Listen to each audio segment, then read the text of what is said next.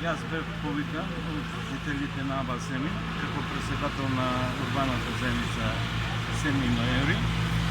Ние од 2016 до денешен ден имаме поднесено 7 барања до општина Охрид, до локалната самоуправа и фондот за комунален развој со барање улицата Аба Семин да се заврши со целокупната инфраструктура и асфалтирање на истата и поставување на ново улично осветлување.